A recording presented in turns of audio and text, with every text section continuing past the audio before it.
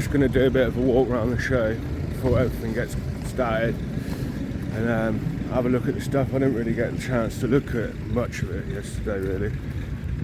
Surprising how time flies when you're having fun. Combine fun really well. Very, very wet. You know, the seed was coming through in the tank and it was threshing it. Balers didn't really like it.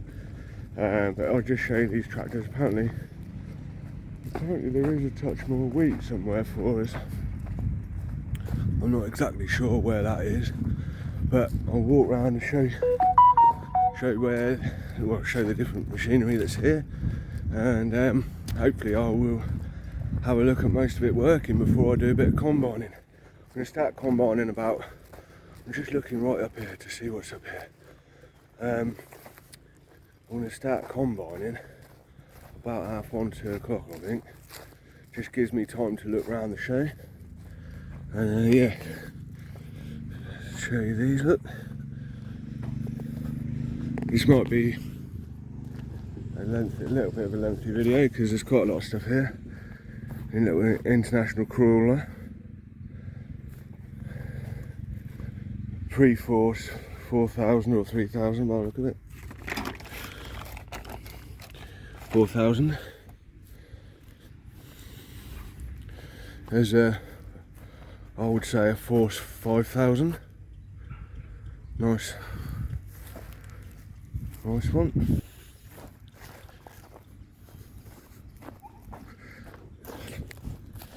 I probably mentioned it before, I don't know everything about tractors. You get some people and they know literally all the stuff.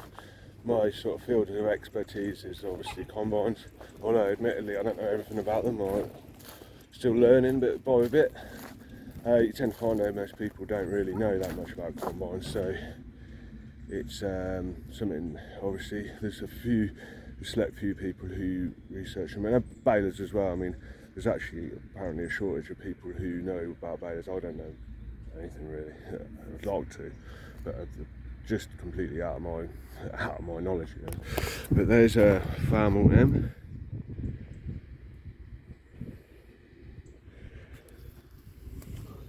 Cockshut plough.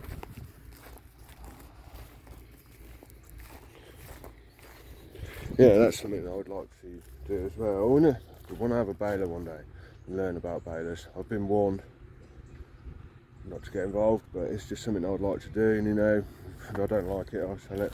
But it's also learning how to plough. You know, just something that'd be nice to do, you know. It's nice that you meet people, you know, you meet all different people, all sorts of people, and you know, it's good when you get into it. It's a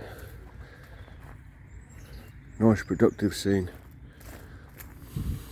Massey 168. Stuart Hancock is coming over later. The fella I did the harvest for this year with my gleaners. He's got a 168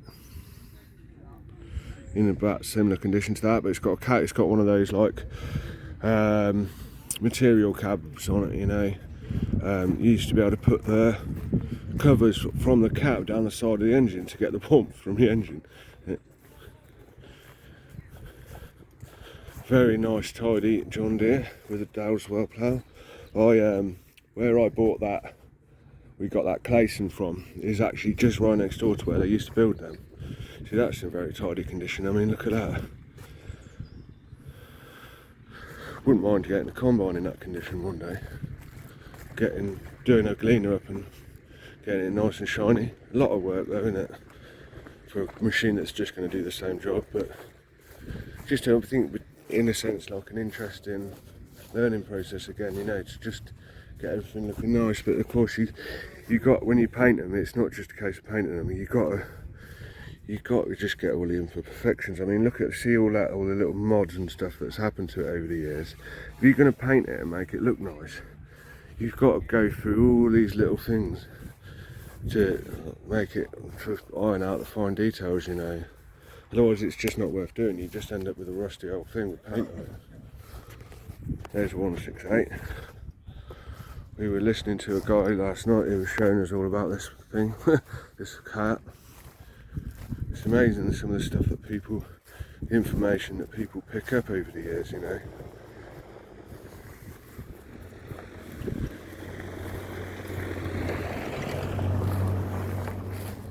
Not sure I've ever seen one of these before.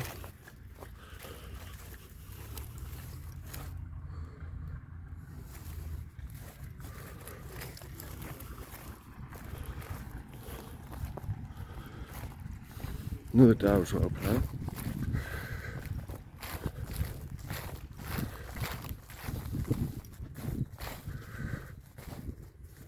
Do you know what? I think for some reason I'm not usually massively overdrawn to massive tractors, but I like this one. I don't know anything really about it, apart from it's got a Perkins 6354. It's built in France.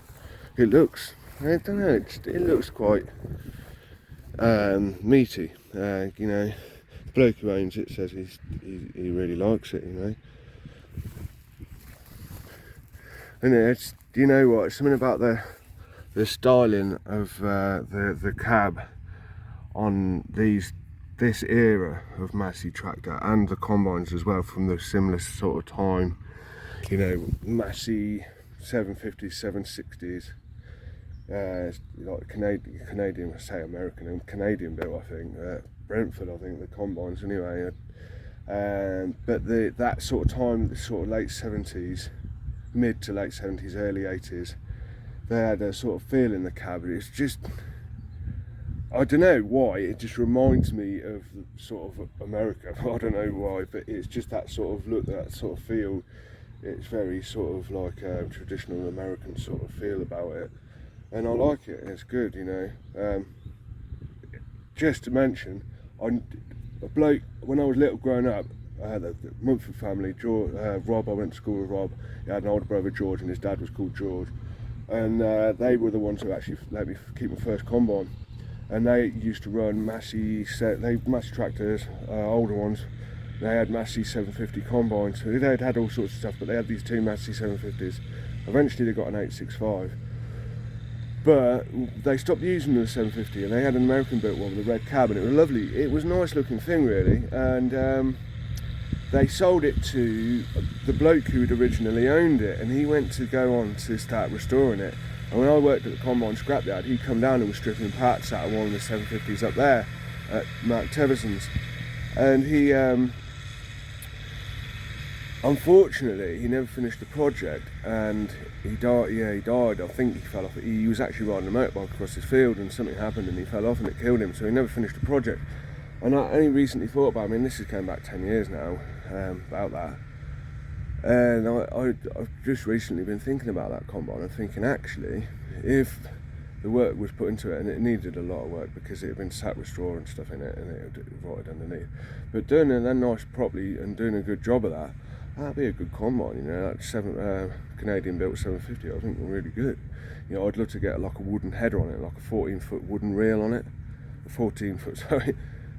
Yeah, that'd be spot on. But I'm not going to keep going too long because it will just make the video too long. But it's just like, I'd like to encourage you, if you see this video, come on down if you get a chance, you know.